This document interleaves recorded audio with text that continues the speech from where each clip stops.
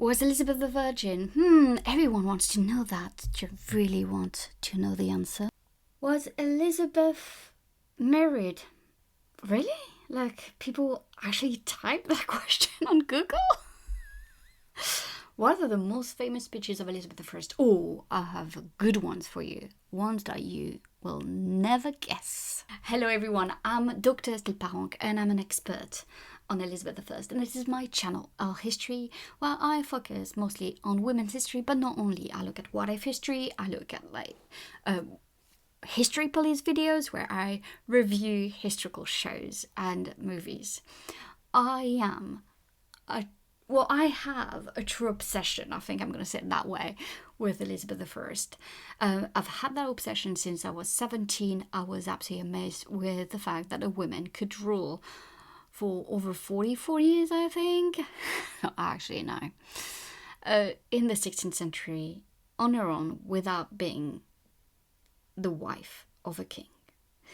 And I think in this video it would be a lot of fun to look at what actually people are trying to know from Google and what answers can I provide that will probably give you a bit more details than Google would.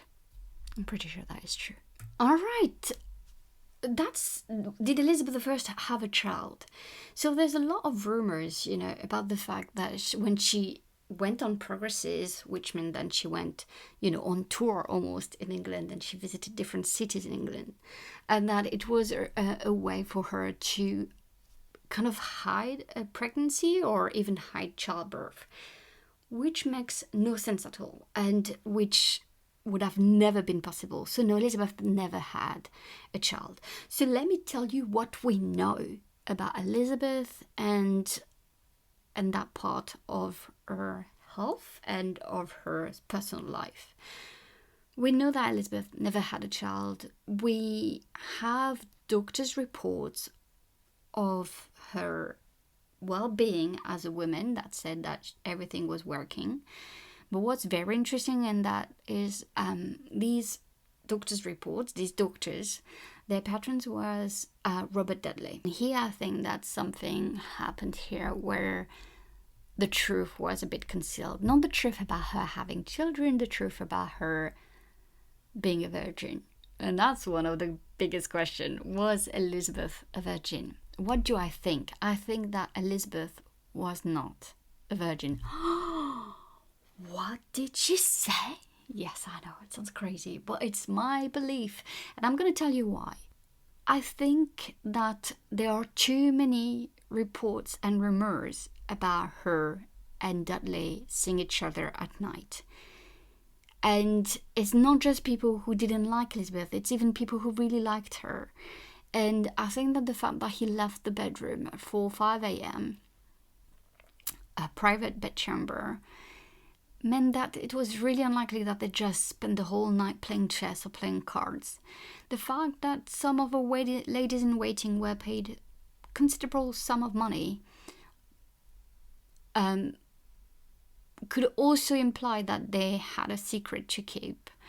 And what I think is that the thing is like with virginity, right? When you say, what do we mean here about virgin? Do I mean really like normal intercourse, or do I mean like she was just like playing around? Here's what I really don't know, right? So I would believe that if you fool around for a certain time, then at some point you're gonna cross the line. Maybe not, maybe she never did. But I do believe that she fooled around with Robert Dudley. I would almost like put my hands in the fire for that. Now, in terms of virginity, it would be a harder one to put my hand in the fire, just because like I'm just not sure, 100% sure. Who could it be sure? Like I've never seen, you know what I mean, like. But I would think that if you fool around quite a lot of time, then you would cross the line. So no, I don't think she was a virgin. Did Elizabeth I ever leave England? No, she never left England. But she went across England, but she never left the country. There was lots of invitation from Catherine de Medici to come to France. And there were, I think, almost discussion of her visiting the Netherlands at some point when she became the Protestant savior of the Spanish Netherlands. She was probably invited there, but she never did. She never went on the continent, and she never left England whatsoever. She did move across England, and she had different progresses, but that's about it. Like, she never, ever left England. So in that way, she's very different from her parents, because we know that Henry VIII went to France, but also Anne Boleyn, obviously. And I would even argue that Anne Boleyn, of her two parents, is the one that has the most travel, because not only did she go to France, but she went to Mechlin and Belgium at Margaret of Austria's court, but also she went to the south of France and she saw the Mediterranean Sea with her own eyes. She was in Marseille in October 1515. So yeah, quite funny that Elizabeth, daughter of two very travel people, even for Henry. Like, it was nice he went to France twice. It's quite crazy that she never did. So did Elizabeth first marry? No, she's obviously known as the Virgin Queen. She could not marry. No one was good enough for her, really. So no, never happened. Did Elizabeth I have lovers? We go back to this virginity thing. I don't think she had lovers, but she probably have fooled around more than not just with Robert. You know what? Actually, no. I think she flirted a lot, so she had lots of flirts, but not lovers. I think if she had any lovers, it would have been Robert E. Lee. I think it was a love, like a loving relationship. I think she was in love with him. But it was too complicated for it to materialize. Did Elizabeth I have smallpox? Yes, she did. In 1562, she caught smallpox and she almost died. And I think here it was such a close, near-death experience for her that it really made her, it changed her in many ways. I think she became stronger in the way she wanted things to be, and she became stronger in the way she wanted to rule. What I mean by that is, I think that in 1558, when you see her speeches, and we're going to go to that, she kind of says, like, yes, I will rule with your advice and stuff. From 1562, when you see her speeches later on, she plays the game where people are going to say she's indecisive, she doesn't know what she wants. It's not true. She really knows what she wants. She says what she wants. She's very clear in her speeches. But she's playing a mind game with the members of the parliament and her privy councillors. And I think that kind of near-death experience made her realise how much she needed to be in control of her own life and her own reign. Was Elizabeth I a Protestant? Wow, that is such a loaded question. Yes, I would say she was, because I would say she was a Protestant, but I won't say she was a fanatic Protestant. She was not a Puritan. She didn't... And Protestant is a very hard term. I'm going to explain to you why. Because in Protestantism, you don't believe in hierarchy. So you don't believe in bishops, archbishops, the Pope, right? That's quite problematic for Elizabeth, who saw herself as the governor of the Church of England. She couldn't call herself the head of the Church of England, but she calls herself the head. We'll go to that in her speeches. I promise. Stay with me. But was she really Protestant?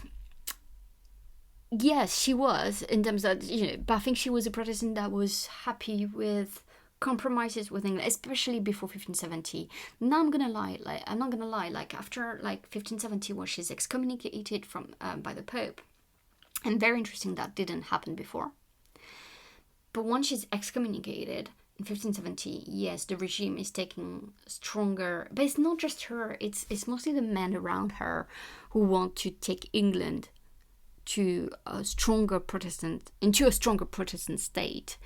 But as a person, I think her beliefs were Protestant, but she was very keen, and you can see here in her own writing, personal writing, her poems, her prayers, she's kind of in the middle. She's a compromise between Catholicism and Protestantism in her own beliefs, in her personal beliefs, when you really look at what she's writing. So I think it's very interesting, and I think not many people know that about her. Was Elizabeth I a good queen? Well, it depends on which side of the story you're in.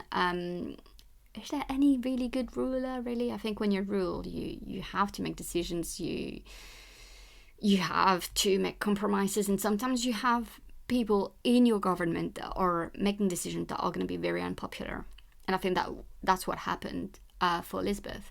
I believe she was a good queen in terms that she wanted the best for her people.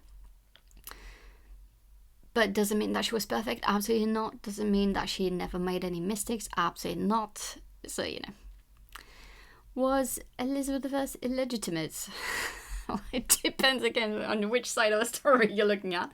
If you're looking from a very Catholic Pope point of view, yes, she is, because the true marriage is between Henry VIII and Catherine of Aragon, so the one with the marriage with Anne Boleyn is not recognized. But otherwise, no, you can't. She's not illegitimate. Her father did marry her mother, so you know, in that sense, she's not illegitimate at all, and whatever happened to Anne Boleyn is irrelevant, because what is most important is that her father and her mother were married when she was born. Now let's go back to that question. What are the most famous speeches of Elizabeth I? So we all know, you know, everyone knows, when you think about this, there are two things that should come to your mind. So obviously the Tilbury speech of 1518, I know I have the body but of a weak and feeble woman, but of the heart and stomach of a king, and of a king of England too. And you have as well the 1601 Golden Speech, where she said, I have reigned with your loves. So two very famous speeches. And maybe they're the most famous ones, but are they the most important ones? That I think that would be a better question here. And no, they're not the most important ones. The most important ones in my books are the one of 1566, really. It's the one of 1566 by far. And I'm going to tell you why. She said this: it is monstrous that the feet should direct the head. And why is it so mind-blowing to have this quote in a speech? Mostly because at that time, the parliament is pressuring her to name a successor or to marry, or both, right? So like, and she's had enough. And what's crazy is that she calls these men in front of her feet. And in Christianity, the feet is the women. Christ, Jesus Christ, is the head. The man is the head. The man is always the head of the household. And she's saying that men are feet and the head is herself. So here she's associating herself with, like, you know, with the sense that she's the man, she's the one in charge, she's the one in control. And because she could not be called the head of the Church of England, because it created so many problems, so she chose the governor of the Church of England, the supreme governor of the Church of England. The fact that she can call herself the head, but that in her speeches she calls herself the head, that she makes such references, I think it's mind-blowing. I think it's absolutely kind of, it's so revolutionary, especially for the time, for women, to say it is monstrous that the feet, you men, should direct the head, me, extraordinary women. Because Elizabeth is not here fighting for women's rights, she's fighting for her own right. And in her mind, it's like, I'm not any woman. I'm an extraordinary one. I'm a single queen. I'm a single female king.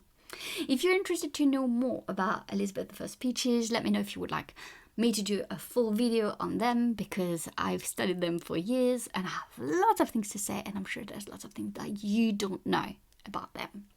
Let me know what you thought about this video, if you like when I answer some questions from Google, the most search questions, and I'll do that more often. Thank you so much for your support, and thank you so much for watching. Bye!